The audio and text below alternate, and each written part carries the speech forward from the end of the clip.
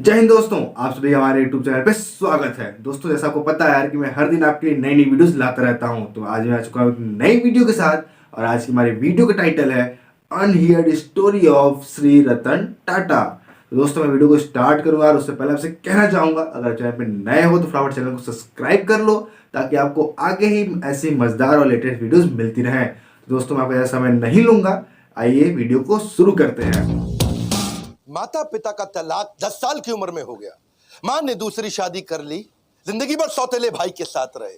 आस पड़ोस के बच्चे चिढ़ाते तंग करते रहे। अपनी खुद की गर्लफ्रेंड छोड़ के चली गई। जिंदगी भर अकेले रहना पड़ा। जब अमेरिका गए तो बर्तन धोते रह गए। नमस्कार, मैं Vivek Bindra, founder and CEO बड़ा बिजनेस.com। बॉलीवुड की कहानी नहीं है ये कोई। वापस आ चुका हूं पूरे जोश के साथ। इस बार बात करूंगा रतन टाटा पे। बहुत कमेंट्स किए थे आपने, रतन टाटा सर, रतन टाटा, रतन टाटा देश के रतन, रतन टाटा। इससे पहले भी मैंने अटल बिहारी वाजपेयी, अब्दुल कलाम, नेताजी सुभाष चंद्र बोस और बॉलीवुड पे 4 केस स्टडी दी थी। चारों का व्यूअरशिप मिलियंस में गया है।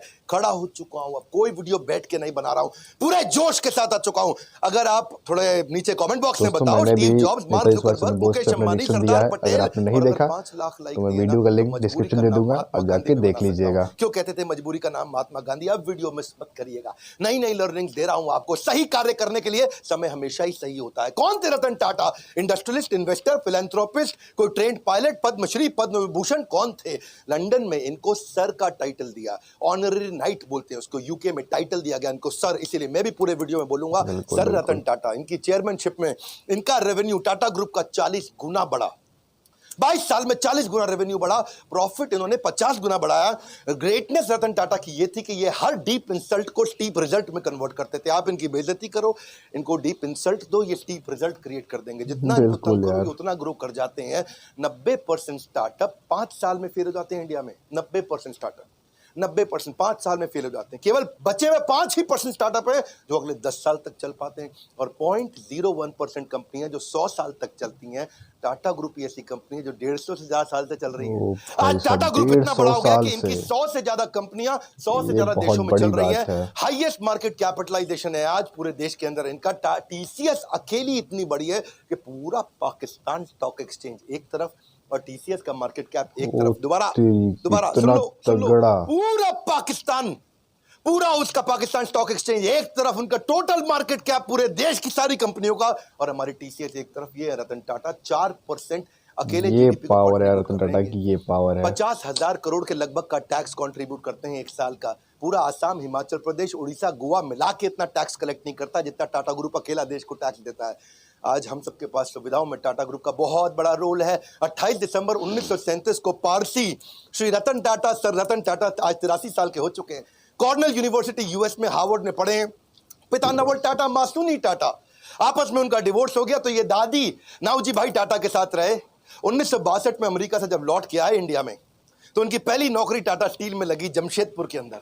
और उस समय सारे मजदूरों के साथ रहते थे, शॉप फ्लोर पे रहते थे, उनके साथ ही डॉर्मेट्री में सो जाया करते थे। खाना भी लाइन में लग के कैफेटेरिया में उनके साथ लंच किया करते थे। इन्होंने पूछा गाड़ी मिलेगी? उनको बोला गया गाड़ी नहीं मिलेगी आपको, साइकिल पे आया करो अच्छा रहेगा। बोला साइकिल, अच्छा मैं समझ गया। तो ये पैदल ही आने लगे, साइकिल पे भी नहीं आए। अपनी लीडरशिप में इन्होंने टीसीएस को लिस्ट किया, पब्लिक गए। टाटा मोटर्स को उन्होंने न्यूयॉर्क स्टॉक एक्सचेंज में लिस्ट किया ताकि इंटरनेशनल पावर और रिकॉग्निशन मिल सके। As a chairman of Tata group उन्होंने बहुत सारी foreign companies, Tetley, Daewoo commercial vehicle, Corus group steel के लिए, जैगवार लैंड रोवर की कहानी तो आपको पता ही है। वो मैं बिल फोर्ड की कहानी, इनकी टाटा और बिल फोर्ड की बेइज्जती की कहानी पहले कवर कर चुका हूं कि कैसे इनकी बिल फोर्ड ने बेइज्जती करी थी। जब ये अपनी कंपनी बेचने डेट्रॉइट गए तो उन्होंने कहा तुम पे एहसान कर रहा हूं। उसी की कंपनी खरीद ली इन्होंने, कंपनी बेची नहीं। बाद में बिल फोर्ड इनके पास डेट्रॉइट से मुंबई आए, बोले आप हमारी कंपनी खरीद के एहसान कर रहे हैं। तब इन्होंने ये पावर है तो टाटा की है। 5 स्ट्रैटेजी पहले बिजनेस की लेता हूं, फिर बताऊंगा रतन टाटा ने शादी क्यों नहीं करी और इनके 10 अनसुने किस्से, वो कहानियां जो सुन के आप बहुत इंस्पायर्ड होंगे। पहले 5 स्ट्रैटेजी। पहली स्ट्रैटेजी ऑर्गेनिक ग्रोथ लेते हैं।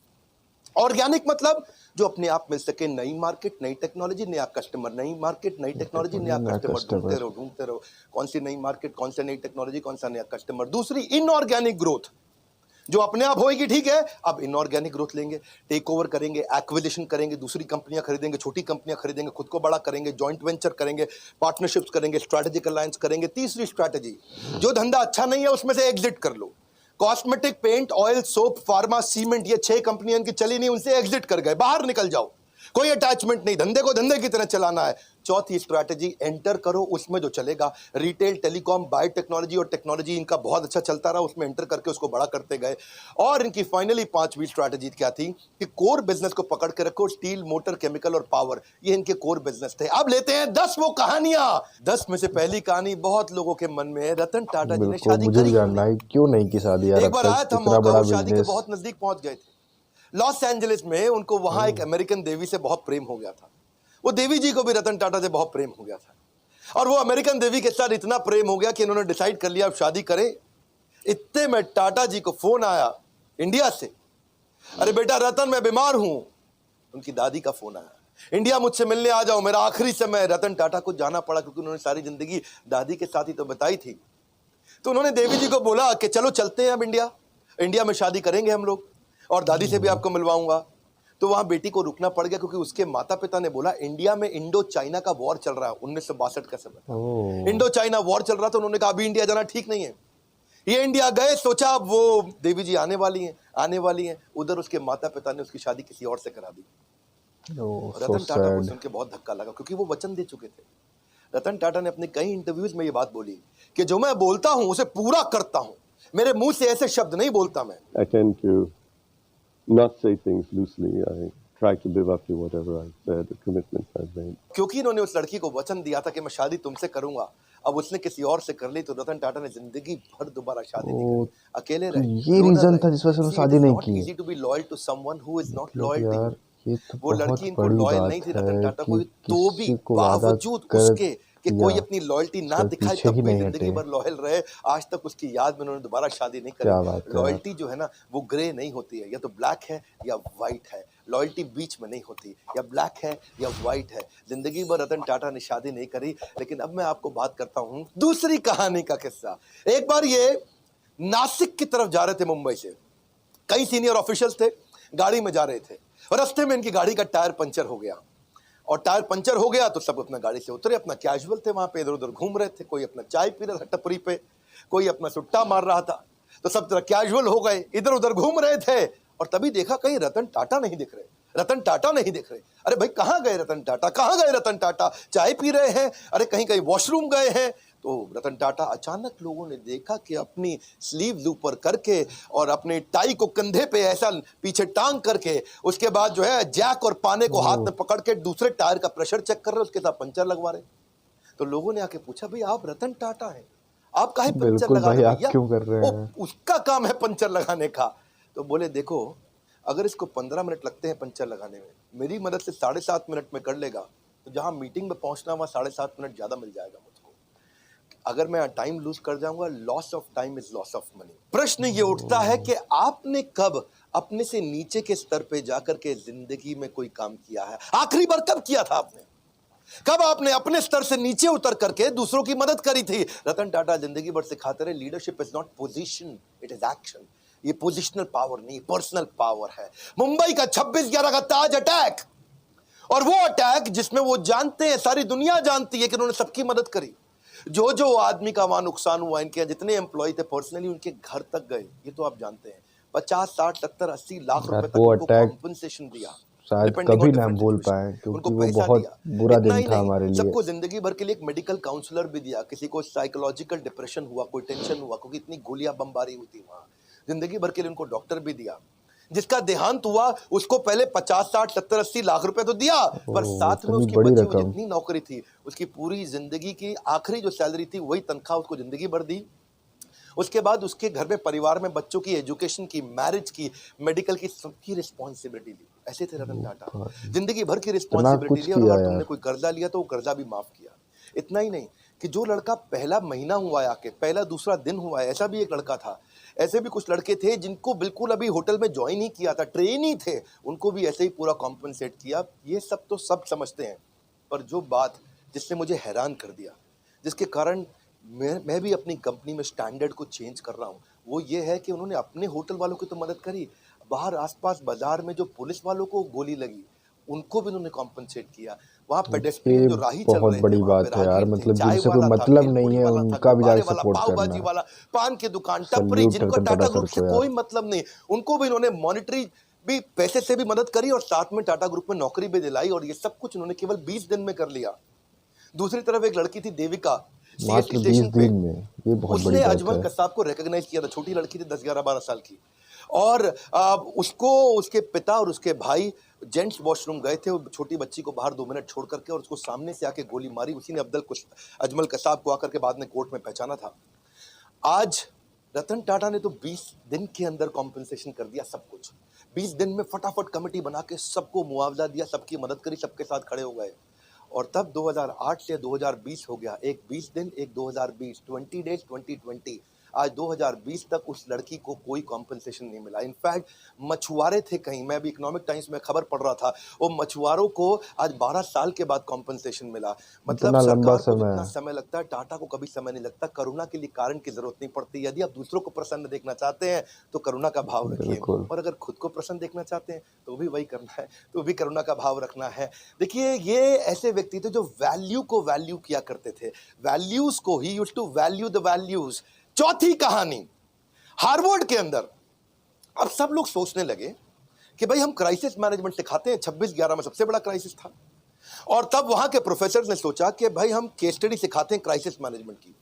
तो उन्होंने अपने 2 प्रोफेसर्स को भेजा कि जाके इंडिया में पता लगाओ कि रतन टाटा की ये कंपनी टाटा ग्रुप में जो होटल था, होटल के कर्मचारी इतने कमिटेड कैसे थे, कैसे अपनी जिंदगी को दांव पर डाल के दूसरों को बचाने में लगे थे। आपको तो पता है ना, वहाँ फॉरेनर्स आ एक रहे जनरल हैं मैनेजर इंडिया था करमवीर सीखने के सिंह, लिए। 1 साल पुराना जनरल मैनेजर था, और उसने क्या ये देखा, पावर मतलब रतन टाटा उसकी की। वाइफ और उसके बच्चे उसी होटल में रुके हुए थे, और उसको पता चला, खबर मिली कि उसकी वाइफ की डेथ हो गई है वहीं पे, जो नीति थी उसकी वाइफ, और उसका बेटा उदय और समर, एक की उम्र 14 साल, एक की 5 साल, वो होटल के अंदर है जनरल मैनेजर करमवीर सिंह, और ऊपर फ्लोर के अंदर एक स्वीट कमरे के अंदर उनके बच्चे और उसकी बीवी की डेथ हो गई। लेकिन वो So रुका sad. नहीं, क्योंकि आग लग गई थी वहां कमरे में।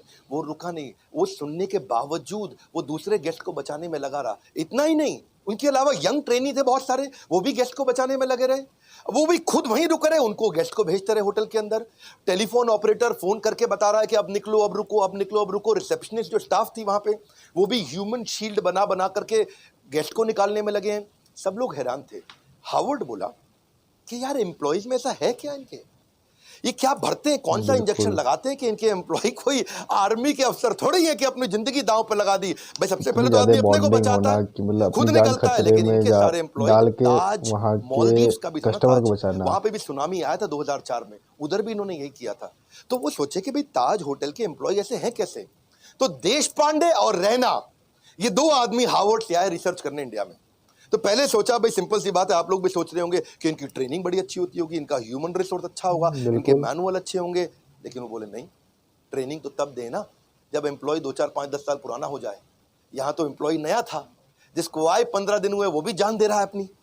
तो बोले कि अच्छा रिवॉर्ड रिकॉग्निशन अच्छा देते होंगे। भाई नहीं, रिवॉर्ड रिकॉग्निशन तब दोगे जब तुम साल 2 साल 4 साल नौकरी कर लोगे, तब तो कोई अवार्ड रिवॉर्ड दोगे। वो तो 15 साल पुराने लड़के, 15 दिन क्षमा चाहता हूं, पुराने लड़के आए और होटल में अपनी जान देने में लगे। तो ये कह रहे हैं कि क्या चक्कर है, टाटा ग्रुप के होटल में कोई आदमी आता है तो अपनी जान देने को तैयार हो जाता है, पर ग्रुप के लिए, टाटा के लिए काम करता है, क्या चक्कर है। तुमने कहा भाई रिज्यूमे अच्छा था, इनका एक्सपीरियंस अच्छा था, पता चला वो भी नहीं। फाइनली रतन टाटा से जब इनका इंटरव्यू हुआ, उन्होंने कहा यार क्या क्या चक्कर क्या है, आपके होटल का आदमी अपनी जिंदगी दांव पर लगा देता है। तो रतन टाटा ने बोला ये बाद की बात नहीं है, ये हायरिंग से पहले की बात है। हम उसका कैरेक्टर, उसकी इंटेग्रिटी को देख लेते हैं इंटरव्यू के दौरान। Oh. Interview is the key. Interview के दौरान ही हम अपनी कंपनी में ऐसे लोगों को लेते हैं जो ईमानदार है, काम करना तो हम सिखा देंगे, हमें ईमानदार लोग चाहिए। ये है टाटा ग्रुप, खुद इतने ईमानदार, उनकी ईमानदारी पर तवे पे बैठ करके इंसान आज भी कसम खा सकता है कि भाई टाटा नहीं कर सकते बेईमानी। और ऐसे ही एम्प्लॉय भी लेते हैं, कहते हैं ईमानदार ले लो। और जब ये होना चाहिए ईमानदार लोग विश्वास। लिए तो उन्होंने अपनी जान दी होटल में लोगों को बचाने के लिए। इनका रूल क्या है, नेशन बिफोर द बिजनेस। मैं 5वीं कहानी सुनाता हूं। अभी ताज अटैक की मैंने 2 कहानी सुनाई आपको, अब ताज ही की तीसरी कहानी लेते हैं कि ताज होटल को ठीक करने के लिए रतन टाटा ने टेंडर निकाला। भाई होटल में आग लग चुकी है, होटल में गोलियां चली हैं, होटल पूरा तहस नहस हो चुका है। तो उन्होंने दुनिया भर में टेंडर निकाला कि कौन हमारे होटल को आके ठीक करेगा, रिपेयर करेगा। समझ रहे हो मेरी बात को। तो रिपेयर करने के लिए दुनिया भर में टेंडर है। पाकिस्तान से 2 कंपनी ने भी टेंडर अप्लाई कर दिया, पाकिस्तान ने कि भी हम टेंडर आपका कर। होटल आके ठीक करते हैं। अच्छा, उनको रतन टाटा ने ध्यान नहीं दिया, भाई पाकिस्तानी है, मैं यही कराऊंगा इनसे। कसाब साहब वहीं से आए थे। तो ये को 2 आदमी, 2 बड़े बिजनेसमैन बिना अपॉइंटमेंट लिए पहुंच गए मुंबई। रतन टाटा से मिलने के लिए कि भैया हमको दे दो, हम करेंगे टेंडर पास। रतन साला टाटा ने पहले उनको खुद अपॉइंटमेंट नहीं तो दिया, कमरे के अंदर से आती है। सेक्रेटरी को बोल दिया बोल दो बिजी है। वो बाहर बैठे वेट करते रहे, पूरा सुबह से शाम हो दंगा गया। करते हैं रतन फिर आ टाटा ने रहे फिर हैं मैसेज वहाँ भेज दिया उनको, बोलो चले जाओ, बनाने तुम के लिए। अपॉइंटमेंट लेके नहीं आए, मैं बिजी हूँ। ये दोनों पाकिस्तान के बड़े बिजनेसमैन दिल्ली पहुंच गए एक बड़े कांग्रेस के नेता के पास।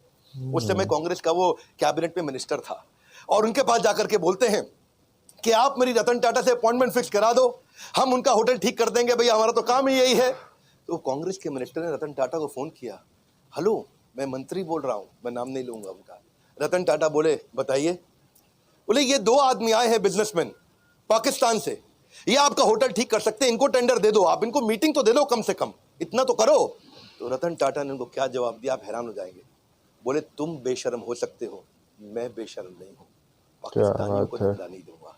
खटाक फोन। बिल्कुल सही बात है ऐसे यार, है हमारे जो श्रीनगर मतलब में। आके इसी मैं के साथ तहस दूसरी नहस करता कहानी है वो उसी को मैं 26 काम तरह के लूं, अटैक के बिल्कुल बाद नहीं, ये पाकिस्तान बहुत की सही सरकार बात ने की उनसे कुछ सैकड़ों हजारों टाटा सुमो यार। को ऑर्डर मतलब दिया था। टाटा टाटा कितनी सुमो अच्छाई उन्होंने है कहा मैं यार। पाकिस्तान को नहीं दूंगा, नुकसान बर्दाश्त है लेकिन देश से गद्दारी बर्दाश्त नहीं है। क्विकली छठी छोटी सी कहानी, एक बार एक कॉलेज के चेयरमैन ने उनको इनवाइट किया कि बड़े फंक्शन में 25वीं एनिवर्सरी थी, सेलिब्रेशन थी। अब रतन टाटा आए हुए, रतन टाटा है भैया, टाटा ग्रुप कंग्लोमरेट। बच्चों में भीड़ भाड़ हो गई, और मैं देखूंगा आगे आऊंगा, मैं देखूंगा आगे आऊंगा। दो चार बच्चों ने इधर उधर धक्के मार दिए, आगे निकलने के चक्कर में रतन टाटा ने देखा बेचारी एक लड़की नीचे गिर गई। उन्होंने कहा कि आप फंक्शन खत्म होने दो, मैं आपसे मिलूंगा। फंक्शन थोड़ा लंबा हो गया, रतन टाटा जी की फ्लाइट थी और उन्होंने अपनी फ्लाइट मिस कर दी। प्रिंसिपल ने बोला फ्लाइट क्यों मिस कर रहे हैं साहब, बच्चे हैं, क्या हो गया? बोले नहीं, मैंने वचन दिया है, वचन मैं दिया इनसे है मिलूंगा। तो प्राण जाए पालन भी पर करूंगा वचन ना इसका। जाए। ये कहानी आपने पहले बॉलीवुड में बहुत सुनी होंगी, लेकिन असलियत में लेकिन रतन टाटा कहते हैं जो मैं मुंह से निकाल देता हूं मैं करता हूं। प्राण जाए चलो पर आगे वचन न बढ़ते हैं। जाए। 7वीं कहानी, रतन टाटा एक पीपल्स पर्सन थे। आपको पता है जब जापानी कंपनीज इंडिया में आती हैं और ऑटोमोबाइल कंपनी लगाती है तो बहुत स्ट्राइक होती है। सुजुकी, मारुति, उनके यहाँ भी बहुत स्ट्राइक हुई, होंडा के यहाँ हुई, या कोई भी जापानीज कंपनी होती है, क्योंकि मैनेजमेंट और लेबर यूनियन का आपस में झगड़ा चलता है। लेकिन एक दफा टाटा मोटर्स में भी हुआ, मैनेजमेंट और लेबर का झगड़ा हो गया। वहां पे लेबर ने उनको बोला, उनकी यूनियन ने बोला कि भाई हमको ना यहाँ पे एक बोनस चाहिए, आप बोनस नहीं दे रहे हैं। वो इतना वायलेंट हो गया कि मजदूरों को भी चोट आई और मैनेजर्स को भी चोट आई, कुछ झगड़ा बहुत बढ़ गया। और लेबर यूनियन कह रही है बोनस तो चाहिए ही चाहिए। अब मैनेजमेंट तैयार नहीं थी बोनस देने के लिए। आप समझना, क्योंकि मैंने तो ऑटोमोबाइल कंपनी में बहुत काम किया है, मारुति ने मुझको हर साल बेस्ट ट्रेनर इन इंडिया का अवार्ड दिया है, तो मैं तो इनको जानता हूँ। इनको बोलते हैं basically long term settlement. Long term settlement होता है 4 साल का, जिसमें तय किया जाता है कितना बोनस दिया जाएगा। और मैनेजमेंट तय कर चुका था, पर रतन टाटा आए, उन्होंने आके कहा कि मैं लेबर से सबसे मिलता हूं, और यूनियन से मिले। वहां उनके बीच में जाकर के जमीन पे बैठ गए और उनके साथ बैठ करके बोले कि आप ठीक कह रहे हैं, बोनस तो मिलना चाहिए, आपने खून पसीना बहाया है। जाके मैनेजमेंट को समझाने लगे रतन टाटा कि भाई इनको बोनस दो। अब मैनेजमेंट बोली सर हम ऑटोनोमस बॉडी है, हम डिसाइड करेंगे, हमारे हिसाब से बोनस नहीं देना चाहिए। रतन टाटा अड़ गए, बोनस दो, आपको देना चाहिए। मैनेजमेंट बोली आप जबरदस्ती करेंगे तो हम दे देंगे, लेकिन इनको देना बनता नहीं है। रतन टाटा बोले देखो मेरी रिक्वेस्ट है, इनको बोनस दो। अब वहां सारे मजदूर देख रहे हैं, पहली बार भी रतन मतलब टाटा जो खुद आए, मालिक आके हो वो मैनेजमेंट से लड़ खुद रहे हैं। लेबर के लिए ऐसा लड़ रहा है। साइकोलॉजिकल टर्न अराउंड हुआ कि उसके बाद खुद ही सारे की सारी लेबर यूनियन ने आकर के बोल दिया कि अब हमको बोनस नहीं चाहिए, रतन टाटा आकर के हमसे लड़े, इतना ही काफी है। 8वीं क्विकली कहानी, क्या बात रिवॉर्ड है द यार। फेलियर। इन्होंने अपने टाटा नैनो के फेलियर से एक चीज सीखी कि क्या, कि try frugally and fail fast. वो उन्होंने कल्चर ही बना दिया। तब रतन टाटा ने आके सबको सिखाया कि भाई ऐसा करते हैं, हम फेलियर को रिवॉर्ड करते हैं, छोटे छोटे फेलियर होने दो। उन्होंने एक एनुअल कॉन्टेस्ट ही लॉन्च कर दिया टाटा ग्रुप में। कहता चलो एक कॉन्टेस्ट लॉन्च कर देते हैं, मैं जो सबसे बढ़िया फेल्ड आइडिया होगा उसको रिवॉर्ड दूंगा, ताकि लोग मेहनत तो करें, और जितना बढ़िया फेल्ड आइडिया होगा मैं उसको, तो ताकि छोटे छोटा मेहनत करो, छोटी छोटी फ्रूगल, बहुत बड़े फेलियर मत करो, छोटे फेलियर जल्दी जल्दी करो, जल्दी जल्दी सीखो, it will spark your innovation. तो रतन टाटा का मैसेज था कि failure is a gold mine for the company. अब उन्होंने कई सारे फेलियर फिर देखे कि आने लगे, वो बहुत वैल्यूएबल थे। इन्होंने एक वहां पे स्टूडेंट्स ने छोटा आइडिया फेल किया, लेकिन बहुत अच्छा था कि छोटा ट्रक क्या 3 व्हीलर को रिप्लेस कर सकता है। ये इस पे भी टाटा ग्रुप ने ट्राई किया। ऐसा नहीं है कि टाटा की 100 से ज्यादा कंपनियां ऐसे ही बन गई, कई आइडियाज पे छोटे छोटे फेल करते हैं, लेकिन कम बिल्कुल। खर्चे में फेल करके सीख जाते हैं। एक इन्होंने चीप वाटर फिल्टर भी बनाया, उसका नाम रखा था द स्वच्छ। उसमें राइस हस्क होता है ना, चावल का भूसा, उसी से बनाने का प्रयास किया। एक प्रोटोटाइप भी बनाया $500 के अंदर, कितना, $500 में, यानी कि लगभग 30-40 हजार रुपए के अंदर क्या एक मकान को खरीदा जा सकता है दुकान से। किसी दुकान पे जाओ, मकान खरीद के ले आओ, क्या ये बड़ी बात है। 40,000 रुपए का मकान खरीदो तो डिसमेंटल करके मकान को जाकर के वापस फिट कर दें, ऐसा छोटा सा मकान बना सकें, उस पर भी इन्होंने काम किया। $20 के अंदर कमर्शियल ट्रैवलर्स को क्या रास्ते के अंदर अकोमोडेशन दिया जा सकता है, जो ड्राइवर वगैरह बेचारे कमर्शियल ट्रैवलर होते हैं। From error to error one discovers the entire truth. यही था रतन टाटा का फिलॉसफी के छोटे छोटे छोटे फेलियर करो, सीखो, तभी कंपनी आगे बढ़ेगी और इनोवेशन आएगा। 9वीं कहानी फिलैंथ्रोपी, ये तो उनका नाम ही है। फिलैंथ्रोपी मतलब दान देना, सेवा करना है जी। रतन सेवक टाटा, शायद इनका नाम ऐसा ही होना चाहिए था, रतन फिलैंथ्रोपिस्ट टाटा। ऐसे फिलैंथ्रोपिस्ट जो आज भी 66% के आसपास अपनी कंपनी के प्रॉफिट्स को चैरिटेबल ट्रस्ट में देके दान कर देते हैं। हेल्थ के ऊपर, न्यूट्रिशन पे, एजुकेशन पे, वाटर के कंजर्वेशन पे, डिजिटल ट्रांसफॉर्मेशन पे, गरीबों को स्किल डेवलपमेंट के ऊपर, डिजास्टर रिलीफ में, चाहे वो कोरोना हो या उससे पहले का डिजास्टर हो, कहीं बाढ़ आई हो, या फिर स्पोर्ट्स को बढ़ाने में, या बच्चों को स्कॉलरशिप देने में। देखो कॉर्नेल यूनिवर्सिटी तक चले गए, वहां भी उनको बोला कि अगर इंडियन बच्चे आएंगे, काबिल हुए, तो उनको फाइनेंशियल एड दे दो।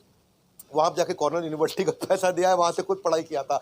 100 करोड़ रुपए के आसपास तो उन्होंने आईआईटी बॉम्बे में दे दी कि Tata centre of technology design यहां बना दो। लेटेस्ट अभी इन्होंने 1,500 करोड़ रुपया कोविड में दान किया। बिल्कुल इसको यार, देखो, बहुत पहले तो बड़ी ये ना रकम लोगों थी। को दान दिया करते थे, बाद में उन्होंने प्रोजेक्ट बनाने शुरू कर दिए। उन्होंने रिसर्च प्रोजेक्ट को फंड किया कि बीमारी ठीक करने की जगह कुछ ऐसा कर दो कि बीमारी हो ही नहीं, है जी। जैसे अल्फ्रेड फोर्ड आए थे ना इंडिया में, उन्होंने आकर के इस्कॉन के को मायापुर में दुनिया का सबसे बड़ा मंदिर बनाने के दान दिया। तो उनको पूछा ममता बनर्जी ने, भाई फोर्ड साहब यहाँ इतना दान मंदिर बनाने को क्यों दे रहे हो? एड्स के लिए दान दे रहे थे। तो उन्होंने कहा मैं ऐसा दान दे रहा हूँ जिससे एड होए ही नहीं। हाँ, ऐसे ही रतन टाटा क्या बोले, मैं कि बीमार होने पे बीमारी ठीक करने की जगह ऐसा दान देना चाहता हूँ जिससे बीमारी होनी बंद हो जाए। टाटा बहुत ग्रुप बढ़िया आइडिया था। फिलैंथ्रोपी में इतना आगे है। कि 2011 का मैं अपना पर्सनल किस्सा भी सुनाना चाहूंगा। मेरे गुरुदेव के समस्या आने आदेश से पे उन्होंने पहले कहा इसे हम टाल गरीब दो। बच्चों को खाना खिलाना चाहते हैं, तो उन्होंने कहा कि आप टाटा ग्रुप से जाकर के मिलिए, वो बहुत दान देते हैं। तो तब अर्जुन मुंडा सांसद हुआ करते थे उन दिनों, ये मेरा पर्सनल किस्सा है 2011 का बता रहा हूँ, जमशेदपुर से। और तब मैं उनको गया, उनके पास जाके उनको गीता के कुछ कथा सुनाई, उनको बताया यज्ञ दान तप कर्म, कि यज्ञ दान तपस्या और कर्म ये सबको करना चाहिए, पावनानि मनीषी नाम। बहुत खुश हुआ अर्जुन मुंडा अचानक भगवत गीता पढ़ते पढ़ते 15 दिन में झारखंड की सरकार पलटी, मुख्यमंत्री बन गए। बहुत खुश हुए, बोले विवेक बिंद्रा जी आपने मुझको गीता दी और मैं मुख्यमंत्री बन गया, आइए चलिए मिलते हैं। शपथ समारोह पे उन्होंने बुलाया, बोला मैं क्या सेवा कर सकता हूँ? मैंने कहा मेरे लिए मत करिए, मुझको आप रतन टाटा जी से, जमशेदपुर में वहाँ नेरुरकर हुआ करते थे, हेमंत नेरुरकर मैनेजिंग डायरेक्टर, इनसे मिलवा दीजिए। मैं चाहता हूँ गरीब बच्चों को जमशेदपुर में किचन बना दें और गरीब बच्चों को मिड डे मील के द्वारा उनको स्कूल में बुलाएं, खिलाएं। तो उन्होंने मेरी वहाँ मीटिंग कराई। तो मैंने जा करके मिस्टर नेरुरकर को बताया कि हम क्या करेंगे, गाड़ियों पे आपकी टाटा एज, टाटा 407 उस पर लगा देंगे बड़ा बड़ा बोर्ड कि टाटा ग्रुप आज यहाँ गरीब बच्चों को खाना खिला रहा है और मिड डे मील का कैंपेन चलाते हैं। स्कूल के अंदर बच्चों को दाल चावल रोटी सब्जी गरम गरम खिला देंगे, इससे बच्चे स्कूल आएंगे फ्री में खाना खाने के लिए। उनको आइडिया अच्छा लगा, उन्होंने 15 करोड़ रुपया डोनेशन भी दिया। ये पर्सनली मैं 15 उन दिनों करोड़। शायद उस समय 28-29 साल का रहा हूँगा और ये मेरी लाइफ का एक बड़ा अचीवमेंट था कि मैं एक सेवा कर पाया। आज भी वो किचन चल रही है, 65,000 गरीब बच्चों को वहाँ खाना खिलाया जा रहा है। उसके ओपनिंग पे मैं गया था, इनॉग्रेशन पे कुछ फोटोग्राफ्स भी मैं आपको शेयर करूंगा। तो वहाँ मुख्यमंत्री थे, ये मैनेजिंग डायरेक्टर थे टाटा ग्रुप के। वहाँ पे आज तक कोई भी व्यक्ति दान देकर कभी गरीब नहीं बना है। No one has ever become poor by giving. देखिए पक्षी के पीने से नदियों का पानी खत्म नहीं होता, उसी प्रकार धनी व्यक्ति के दान देने से उसका दान भी नहीं घटता। ये टाटा ग्रुप के साथ मेरा एक्सपीरियंस था। और 10वीं कहानी विनम्रता से विश्वास। वैसे तो मन करता है सर रतन टाटा के बारे में बोलते चले जाऊं घंटों की वीडियो बिल्कुल बनाऊं, बोलिए सर, फैमिली हमें भी ट्रिप पे सुनने में बताऊं, अच्छा लग रहा है, उनके नई नई सबको बातें परिवार, सीखने को मिल शुरू रही है से उनके लेकर बारे के में, अपना जानने 150 को साल की बातें हिस्ट्री मिल बताऊं, रही उनके हैं। कॉर्पोरेट एक्सपीरियंस बताऊं, बिजनेस 100 से ज्यादा कैसे चलाते थे उसके बारे में बात करूं, क्या क्या नहीं बात करूं। लेकिन चलिए समय पूरा ना पड़ता हो। एक बार वो सेमिनार में गए और एक सेमिनार में, वहां सेमिनार खत्म होने के बाद लोगों ने बोला भाई सर रतन टाटा के साथ फोटो खिंचाएं, तो सब लोग लाइन में खड़े हो गए। 3 रो बना ली उन्होंने, पहले लंबे वाले लड़के पीछे खड़े हो गए, फिर थोड़ी कम हाइट के और नीचे बाकी जमीन पे बैठ गए। अब सर रतन टाटा की कुर्सी लगाई थी, उन्होंने कुर्सी हटवा दी तो लोगों को लगा खड़े होंगे।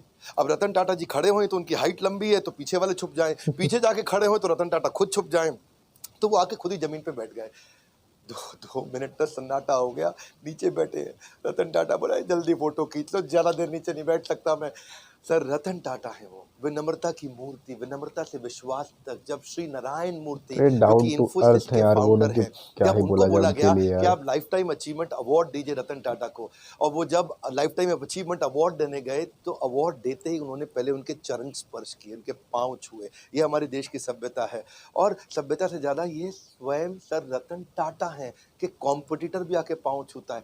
आप दोबारा बता दूं, ये टीसीएस चलाते हैं, वो इन्फोसिस चलाते हैं, आपस में कंपटीशन है। कॉम्पिटिटर भी जिसके पांव छुए वो है सर रतन टाटा। कोई भी गाड़ी दुनिया में चला सकते हैं, लंबरगिनी भी चला सकते हैं, लेकिन टाटा की सेडान गाड़ी चलाते हैं। इकोनॉमी क्लास में एयर एशिया के ट्रैवल करते हैं। ट्रस्ट इक्वल्स टू कल्ट, उनका कल्ट इतना ज्यादा है। एक बार क्या हुआ, सर रतन टाटा के 1 मिलियन फॉलोअर हो गए इंस्टाग्राम पे, तो वो इंस्टाग्राम पे आए, सबको धन्यवाद कर दिया कि भाई मेरे 1 मिलियन फॉलोअर हो गए, आप सबका बहुत बहुत धन्यवाद। तो वही एक लड़की ने नीचे कमेंट लिख दिया, कांग्रेचुलेशन छोटू। क्या छोटू? छोटू अब लोग बुरा मान गए, छोटू कह रही है, ये देख तो ले कौन रतन टाटा है वो, बिल्कुल भाई। छोटू बोल। उसने सोचा 1 मिलियन मतलब छोटू जैसा ही है, और लोगों ने इतना हेट स्पीच लिखा, इतना बुरा किया, ये देख तो ले, देख रतन टाटा है वो, देख देख। और वो बेचारे फिर रतन टाटा आ गए बीच में, और उन्होंने आकर के लिख दिया नीचे, वो लड़की को पहले बुरा भला तो बोला नहीं, लेकिन उल्टा आकर के लिख दिया लड़की से कि मैं आपसे माफी मांगता हूं, आपके बारे में लोग इतना बुरा भला बोल रहे हैं, और लोगों को बोला please treat this young lady with respect. लोगों ने बोला ओए देख ले, और देख ले, ये रतन टाटा, और गुस्सा खा गए लोग। भाई रतन टाटा के मामले में लोग बिल्कुल नहीं सुनते हैं। और फिर बेचारी लड़की ने भी आकर के अपने कमेंट को डिलीट किया। ऐसे है सर रतन टाटा, ट्रस्ट का दूसरा नाम है। हजारों लाखों बातें रतन टाटा जी के बारे में गूगल पे लिखी हुई हैं, अगर उनमें से आधी भी सच हो तो दुनिया में सबसे ज्यादा ईमानदार आदमी की उपाधि उनको मिलनी चाहिए। बिल्कुल वैसे यार। रतन टाटा जी ने जो इम्पैक्ट क्रिएट किया है वो तो शायद कोई भी ना कर सके, मैं तो कभी उसके तिनके का भी प्रयास ना कर सकूं, लेकिन बिजनेस में आपको सफल बनाने की जिम्मेदारी हमने जरूर ले ली है, ये तो पक्का कर लिया है, कुछ भी नहीं छोड़ा है, कुछ भी नहीं। इतना बढ़िया बढ़िया दुनिया के हर प्रॉब्लम का बिजनेस कंटेंट हमने हिंदी में बना दिया है, कुछ नहीं छोड़ा है। आज हमसे ज्यादा बिजनेस ट्रेनिंग प्रोग्राम कोई भी किसी का भी कंटेंट कंज्यूम नहीं करता, केवल बड़ा बिजनेस प्लेटफॉर्म ऐसा है, अगर हिंदी में किसी को बिजनेस सीखना है, कुछ नहीं छोड़ा है, सब सिखा दिया। आइए वर्ल्ड का मोस्ट पावरफुल कंटेंट कंज्यूम करिए। अगर आप बनना चाहते हो एक सफल व्यापारी, तो call now to join EAE, यानी कि एवरीथिंग अबाउट एंटरप्रेन्योरशिप, एवरीथिंग। वैसे एक बात है, रतन टाटा एक ऐसे रत्न है जिन्हें भारत रत्न भी पूर्ण रूप से परिभाषित नहीं कर सकता, लेकिन उनको फिर भी उनके सम्मान के लिए भारत रत्न जरूर दिया जाना चाहिए, उनके जीते जी तो जरूर दिया जाना चाहिए। अगर वास्तव में कोई भारत रत्न का अधिकार रखता है तो वो हमारे देश के असली रत्न है, रतन टाटा। जीते जी उनको सम्मान देना चाहिए। आज वो 83 साल के हैं। जवाहरलाल नेहरू जी ने, मैं उनके खिलाफ नहीं हूँ, लेकिन उन्होंने अपने रहते खुद को ही नॉमिनेट कराया था, भारत रत्न दिया था। इंदिरा गांधी जब प्राइम मिनिस्टर थी तो खुद को भारत रत्न उनको दिया गया था। आज अपने प्रधानमंत्री से हम प्रार्थना कर सकते हैं, आज हमारे को कैंपेन चलाना चाहिए। और कैंपेन क्या? #भारत रत्न फॉर रतन टाटा। स्पेलिंग जरा चेक कर लेना। ये हैशटैग कैंपेन आपको मेरे साथ चलाना, ये मेरा रिक्वेस्ट है आपको। अगर आप मेरे साथ हैशटैग कैंपेन चलाते हैं, मैं आपको अपनी तरफ से क्या सपोर्ट कर सकता हूं, मैं अपनी तरफ से फ्री कोर्स दे देता हूं आपको। हमारे एवरीथिंग अबाउट एंटरप्रेन्योरशिप को खरीदो मत, आप आओ ट्विटर पे, ऐसा करो #भारत रत्न, रत्न में RATNA, और फॉर रतन RATAN टाटा, ऐसा करके हैशटैग चलाइए। नीचे लिख दीजिएगा request by doctor Vivek Bindra. ये 2 हैशटैग कर लीजिए ताकि हम आपको ट्रैक कर लें।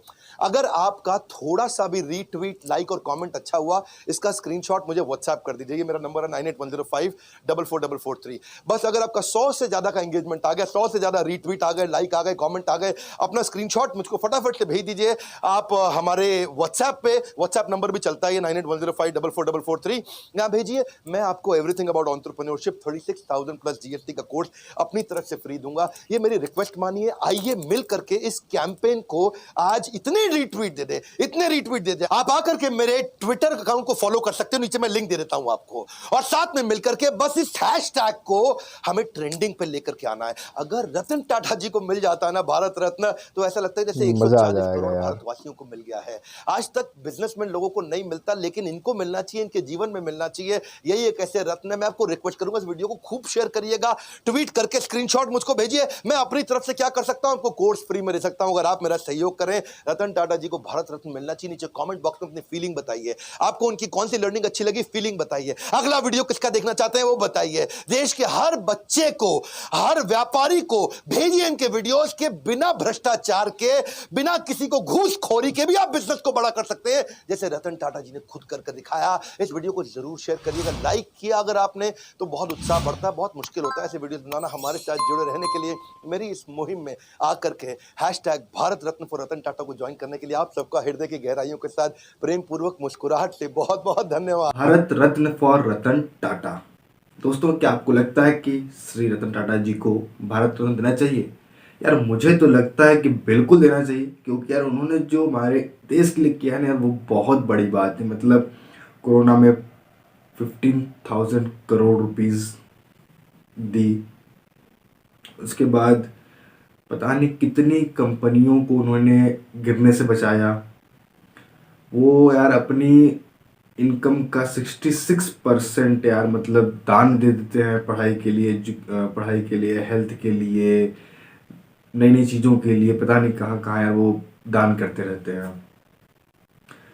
तो यार वो मतलब इतना कुछ कर रहे हैं यार, मतलब हमारे देश के लिए यार। तो हमें तो यार उनके लिए एक छोटी सी मुहिम तो बनती है यार, कि मतलब उन्हें इस अवार्ड को दिलाने में हमें हेल्प करनी चाहिए। तो यार आप प्लीज़ जाइए, ये वीडियो हमने देखी थी डॉक्टर वी बिंद्रा की, जैसा उन्होंने बताया कि आप ट्विटर पर जाइए, उनको #ट्वीट करिए। तो यार अगर आप ऐसा करेंगे यार तो हो सकता है शायद ये बात आगे तक जाए और उन्हें ये अवार्ड उनको मिले। तो मेरी तो यार यही इच्छा है। आप लोग अगर ऐसा करेंगे तो यार मुझे काफ़ी अच्छा लगेगा। दोस्तों, आपको ये वीडियो कैसी लगी यार, हमें कमेंट करके ज़रूर बताइएगा। और अगर आपको चाहते हैं कि श्री रतन टाटा को ये अवार्ड मिले तो यार वो भी कमेंट करके हमें ज़रूर बताइएगा। हम पूरा प्रयास करेंगे यार आपकी बातों को, यार आपकी इच्छाओं को हम आगे तक ले जाएं। तो आज की वीडियो को हम यही समाप्त करेंगे। जल्द ही मिलेंगे अगली वीडियो में, तब तक के लिए नमस्कार।